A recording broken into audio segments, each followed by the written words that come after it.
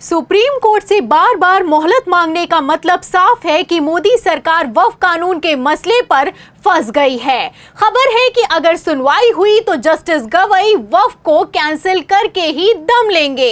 तो क्या जस्टिस गवई को वक्फ की सुनवाई से हटाने की तैयारी है?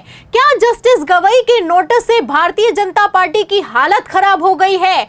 और क्या इसीलिए रातों रात कॉलेजियम सिस्टम को ही बदल दिया गया है? एक एक सवाल का जवाब आपको इस रिपोर्ट में बताएंगे। मुस्लिम पक्ष को राहत देते हुए वक्फ को कैंसिल करने को लेकर सीजेआई गवई ने क्या इशारा किया है, उस पर भी आएंगे। लेकिन खबर में सबसे पहले आप बिग ब्रेकिंग देखिए। खबर देखिए कि किस तरीके से खेला अपने चरम पर चल रहा है। लॉ ट्रेंड की खबर में देखिए बिग ब्रेकिंग निकलकर सामने आई है कि नई सुप्रीम कोर्ट कॉलेजियम का गठन जस्टिस बी.आर. गवई के मुख्य न्यायाधीश पद की शपथ के बाद बदलाव किया गया है।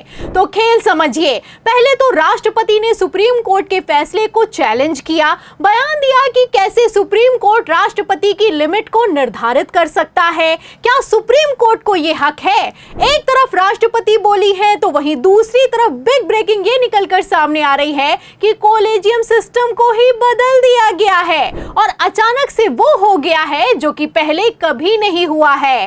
खबर है कि जस्टिस विक्रम नाथ को भी सुप्रीम कोर्ट कॉलेजियम में अचानक से शामिल किया गया है क्योंकि जस्टिस ए.एस. कोका 24 मई 2025 को रिटायर होने वाले हैं। वैसे देखा जाए तो ये एक छोटा सा फैसला है, छोटा सा बदलाव है, लेकिन सवाल तो इस बात को लेकर खड़ा हो रहा है कि आखिर क्यों आनन फानन में ये फैसला लिया गया है। आखिर क्यों सीजेआई गवई के शपथ लेते ही कॉलेजियम सिस्टम को बदल दिया गया है? आखिर क्यों ए.एस. कोका का 24 मई को रिटायर होने का इंतजार नहीं किया गया है? और सबसे बड़ा सवाल, क्या सुप्रीम कोर्ट पर वक्फ की सुनवाई के ठीक पहले दबाव बनाया जा रहा है? ये सारे सवाल इसलिए उठ रहे हैं क्योंकि यहां पर टाइमिंग बहुत इंपॉर्टेंट है। आपको बता दें कि 1 महीने पहले ऐतिहासिक फैसला सुनाते हुए पेंडिंग बिलों को लेकर सुप्रीम कोर्ट ने राष्ट्रपति की 3 महीने की टाइमलाइन को निर्धारित कर दिया था, लेकिन तब तो राष्ट्रपति नहीं बोली। और बोली तो कब बोली? जब बोली है जब सुप्रीम कोर्ट में वक्फ कानून के कैंसिल होने की नौबत आ गई है।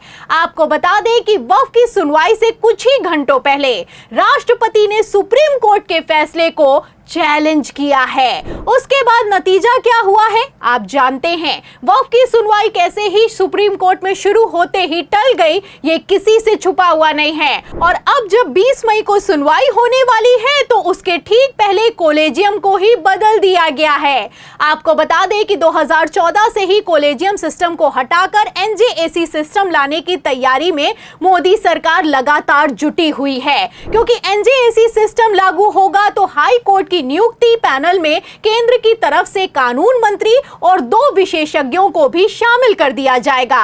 ऐसे में हाई कोर्ट के जजेस की नियुक्ति भी मोदी सरकार के हाथ में आ जाएगी और चीफ जस्टिस ऑफ इंडिया की पावर खत्म हो जाएगी। तो खेल आप समझ सकते हैं कि किस तरीके से एक तरफ कॉलेजियम सिस्टम और दूसरी तरफ राष्ट्रपति के बयान से सीजेआई गवई पर लगातार दबाव बनाने की कोशिश की जा रही है। आपको बता दें कि एक तरफ सुप्रीम कोर्ट से वक्फ की सुनवाई टली है, दूसरी तरफ सीजेआई गवई पर मुस्लिम सपोर्टर होने के भी आरोप लगाए जा रहे हैं। और हद तो इस बात को लेकर पार हो गई है कि ये आरोप कहीं और पर नहीं बल्कि भरे कोर्ट रूम में लगाए जा रहे हैं। तो ऐसा क्या कह दिया है वकील ने सीजेआई गवई से कि सीजेआई गवई भी भड़क गए हैं? बयान सुनिए। Five petitions were identified as lead petitions. The rest have all become intervention applications. Otherwise, then it will not be possible for Yes, and just- here this side of One of the 5, Lord, we can't object to that. तो वक्फ की सुनवाई के बीच वकील विष्णु शंकर जैन बोल पड़े कि जिन वक्फ याचिकाओं पर सुप्रीम कोर्ट सुनवाई कर रहा है ये 5 याचिकाएं मुस्लिम पक्ष की हैं। ध्रुवीकरण हो रहा है। इस पर जस्टिस गवई भड़क गए, कहने लगे कि केस को भटकाओ मत, ऐसे तो हम कभी भी शुरू ही नहीं कर पाएंगे।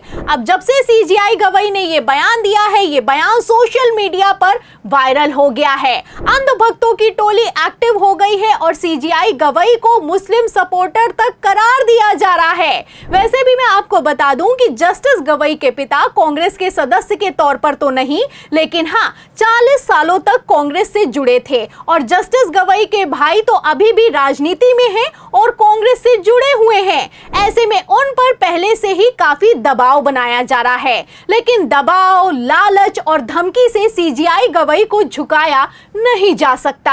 आपको बता दें कि जब BR गवई ने सीजीआई पद की शपथ ली थी, तभी उनकी मां ने साफ कह दिया था कि उनको किसी भी कीमत पर झुकाया नहीं जा सकता है।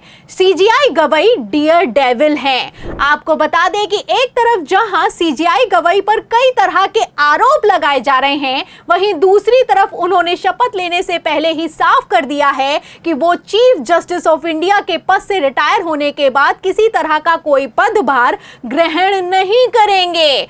आपको बता दें कि सीजीआई गवई ने साफ कह दिया है कि उन्हें किसी तरह की कोई राजनीतिक महत्वाकांक्षा नहीं है। एक तरफ सीजीआई गवई का बयान वायरल है, दूसरी तरफ आज ही की खबर ये निकलकर सामने आ रही है कि पूर्व सीजीआई चंद्रचूड़ को रिटायरमेंट के 6 महीने बाद बड़ी जिम्मेदारी मिल गई है।